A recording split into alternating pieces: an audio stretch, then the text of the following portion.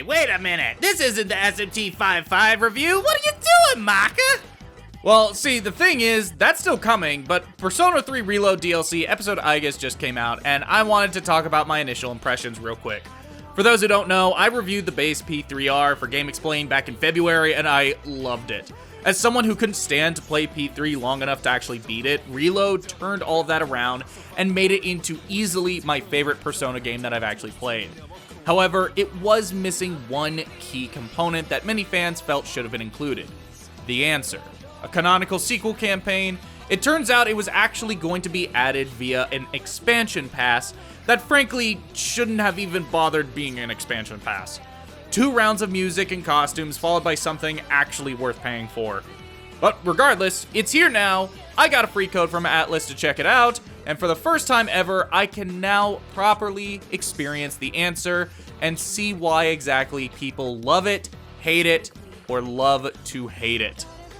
And what do I think? I get it. First off, I gotta say this. I can't believe this was even a thing. The intro is great. When this was revealed a few days before release, I saw a lot of people being like, wow, this is the worst intro. It is the worst Persona intro, period. And I was like, I'm gonna wait and see how I feel when it actually, when I actually play it. And, it's great. Why are you people complaining about it?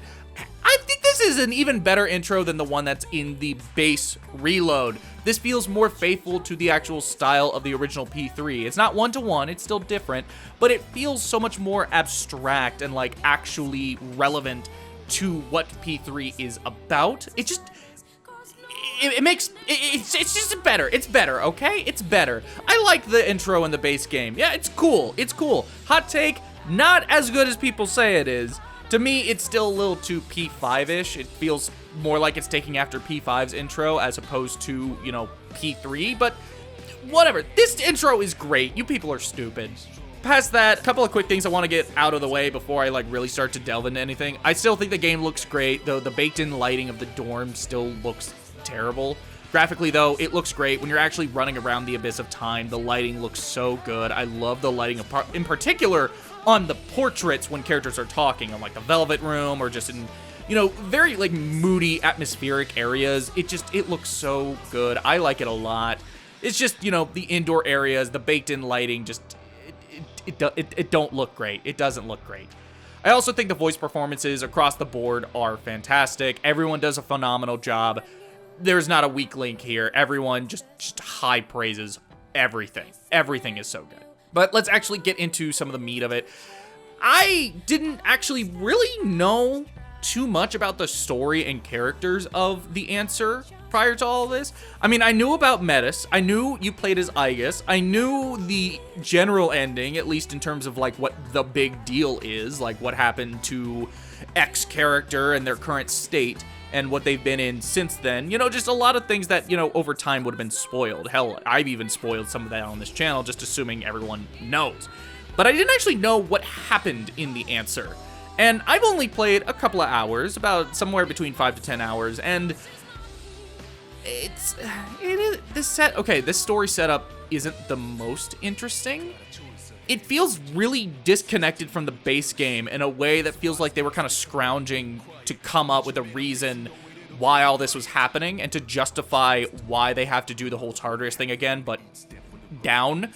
That also, at the same time, wouldn't be nullifying the ending or require them to rework it. They're not going to just bring back Tartarus. They wanted to continue it without actually, undoing anything. And I get that, but the way they do it is it just kind of happens, and it just kind of comes out of nowhere, which part of me appreciates how quick it is into actually getting into the swing of things, but at the same time, it's just oh, there's just this Abyss of Time, and it just opens a door in the dorm, and you can't leave the dorm, and it's just here, and we all have to deal with it. It feels kind of random, but at the same time, I don't want to be too judgmental, just because, in part because I'm not that far in, but I also want to give it some slack because this is the first time Atlas really tried to add an entire brand new story to one of their games, as opposed to simply just adding an alternate ending with like a little bit of story to set it up. It's whatever. I'm not the biggest fan, but I'm willing to let it go. Hopefully it goes in a more interesting direction. I know there's a bunch of stuff with like flashes of like characters' childhoods and that kind of thing, and I hope that stuff will help justify it. But at the same time, I don't know what all is going to happen or what will be here that could help justify this new story edition. Like, what does this have to say? How is this going to alter and enhance the story that already came? What is this gonna do, you know? I don't, at the moment, I don't know why this needed to exist.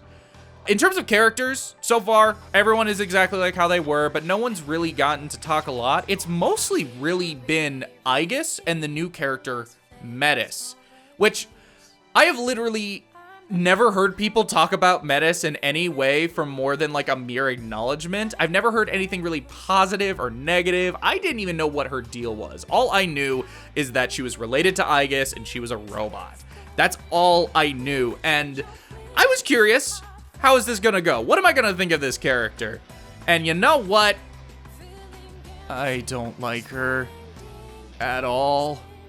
She's really annoying. While everyone in Persona 3 can easily be boiled down to tropes and character archetypes, Persona Q certainly proves that, I personally don't find any of them annoying. Depending on their use, I might roll my eyes, but I don't inherently find the archetypes themselves that distasteful. I can see how these would be done well, and I think P3 does them well. The concepts are solid. Metis's isn't. Her obsession and adoration for Aigis, her sister, her One-chan, leading to her acting hostile and antagonistic to the other members of SEES is just grating. It's so annoying, and I don't like her at all. It's the sort of character that causes me to want to avoid watching certain animes because it's always a sign, a signal of what kind of show it is. I see it and my brain turns off. I'm just like, no, I hate this. I don't like this. I don't like Metis so far. She's just obsessed with Aigis. She refuses to leave her alone. Everything about her character is just upset. It's like a bad version of Aigis in the base game. I was talking to Oziak about her earlier. We were talking about it, and like, Aigis, at least in the beginning of P3, when she first gets introduced, I mean, she can be a little hostile. She's not very friendly. But she's also, like, infinitely more robotic. She's lacking in emotions. It helps justify these more antagonistic actions that she takes at first. But then she also, like, stops right after, and she gets a lot more reasonable, and it feels like, yeah, okay, this makes sense. This works. If she kept doing it, it would get really, really, really annoying. I don't like it. Maybe the more I play, Metis will change as a character. She will develop and all these issues will go away. This is still not a good first impression. I don't like her so far. Lizzie Freeman does a phenomenal job though. I really gotta praise that. The only reason Metis is even on my team right now is actually because of her role in combat. In the base game, I used Aigis pretty much constantly. Obviously, I was still, like, cycling through the party, but Aigis, in terms of, like, my main active party, Aigis was always there. She was really useful. Combat in this is basically the exact same. However, Aigis, now being the main character, fills the role that Makoto Yuki played. So she has the wild card. She can't use Orgia mode. She's not the same Aigis that was in the base game. Metis now fills the Aigis role. And that's the only reason I'm using her, is because I still want to be able to use Aigis, but Aigis isn't Aigis anymore, and Metis is Aigis, so I want to use Aigis, so I'm using Aigis. Oh god, she's awful. Anyway, yeah, gameplay. Coming off of playing SMT 5.5, it actually has taken me a while to readjust back to P3R and how that works. Conceptually, both should play pretty similarly, but they feel so different that I feel like I had to relearn everything. It's kind of funny. But just, running around the dungeons and all that, it still feels good. Everything is great. I do have one issue, though. I don't like Aigis's guns, or rather her gun attack when you're running around. You're trying to like attack enemies and objects, and you're trying to get the advantage. To me, her guns just feel worse than the sword did in the base game. The standard attack relies too heavily on the auto aim, which in itself feels too unreliable. It locks on and off of a target way too easily, and even just the slightest change in direction will have you firing into space instead of an enemy or object. Not to mention when enemies are hanging around a breakable object and you end up alerting that enemy because it targeted the object instead. It just switches too quickly. It doesn't feel like a lock-on. It just feels like, oh, you are now going to attack this. And it doesn't feel good. It doesn't actually feel like I'm aiming with this thing at all. It just feels like it decides it wants to hit something. The auto aim just doesn't work for sprinting, which the sprint attack also feels strange.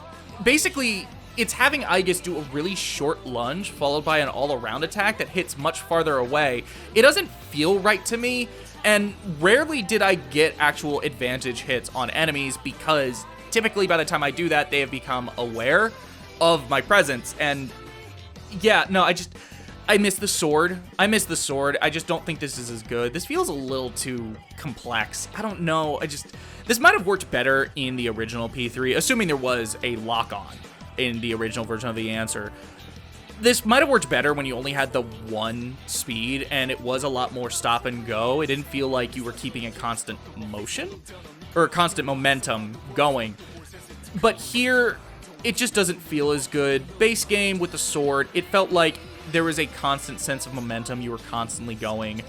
And if you had to stop for a second or you had to attack, it didn't feel like it disrupted anything. Here, it feels like I am actively encouraged to not run around, to not really build up momentum or some kind of flow.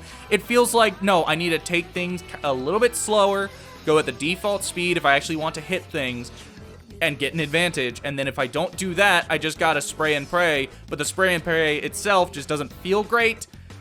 I don't know. I'm not liking the gun, and it's really harming. To me, it harms the dungeon crawling, and I don't like it. I'm not gelling with it too much. Honestly, speaking of the dungeon crawling, I actually find myself siding with the people who don't like how the answer cuts the social sim stuff.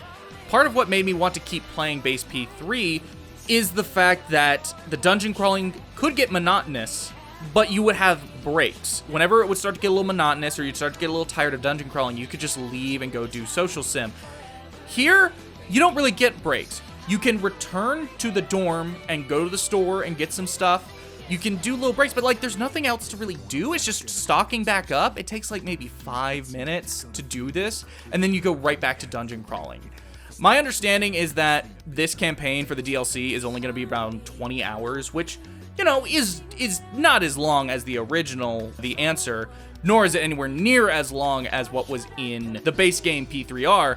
It's just the fact that there's no social sim really shows this exploration and combat was designed specifically with the idea that you would be stopping after an hour and going back and going around the city for like 30 minutes or something and doing stuff. And when you pair it with that, it works really, really, really well. I think it works really well. But when you lob off half the game, it just shows that this other half isn't really strong enough to carry a full adventure. I mean, I'm gonna go through it, I'm gonna beat it, but at the same time, it's just like, it's getting monotonous. And I'm not really enjoying myself, at least not anywhere near as much as I did the base game.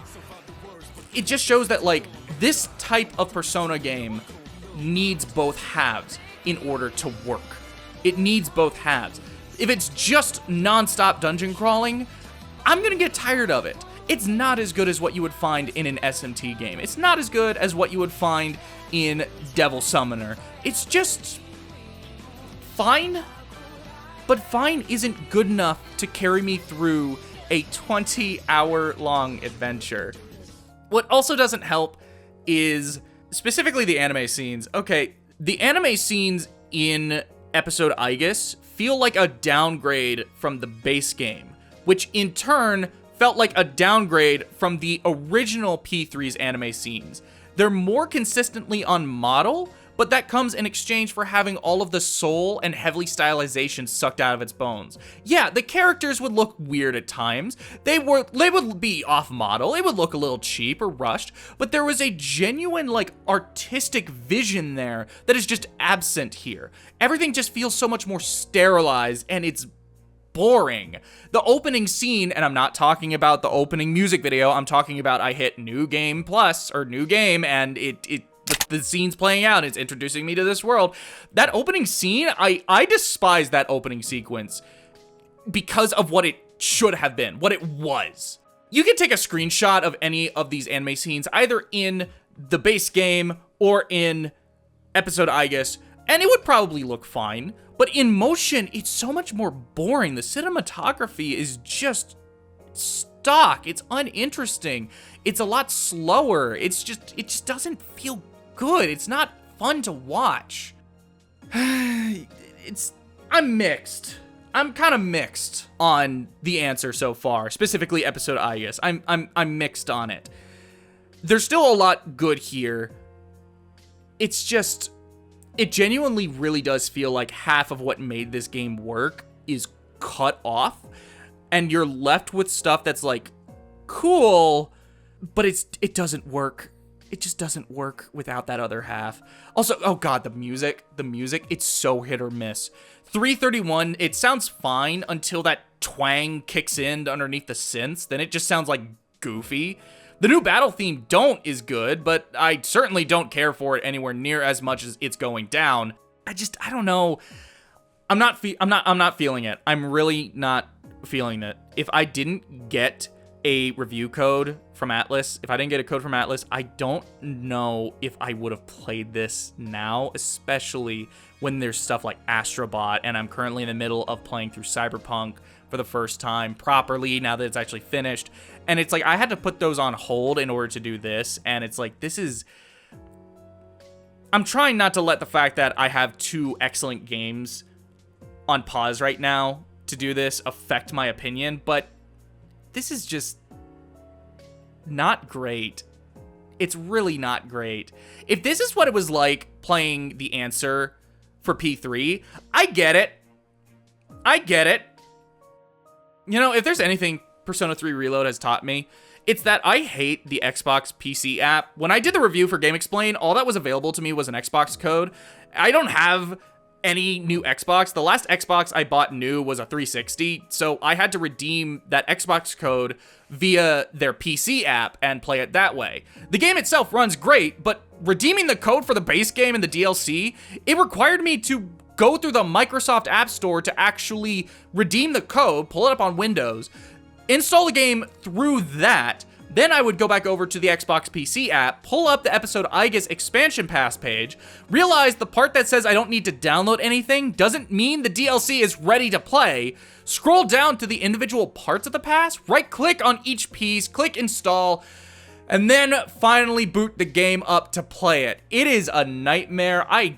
Oh my god, it is so bad. Get this on Steam. If you're gonna get a PC port, get it on Steam. Do not play the Xbox version. The Xbox PC app version. Oh my god, don't do it. It's bad. I don't want to do this again. So what do you guys think of Persona 3 Reload episode Aigis? What did you think of the expansion pass as a whole? Let me know down in the comments below. Hopefully I end up liking this more. I probably won't do a full review, but I still just wanted to talk about it. It felt like, you know, hey, I should talk about this while it's hot. I played the base game. I love the base game. I should really talk about this. Let me know what you think in the comments below. While you're there, leave a like, subscribe, and hit the bell to be notified of my next video, which will, I swear to God, unless something happens, it will be the Shin Megami Tensei 5 Vengeance review. I'm sorry. Things are happening. Whatever. Check out my Patreon.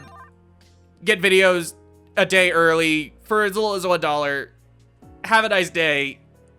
I'm gonna go play more of episode Aigis, The Answer. Bye-bye.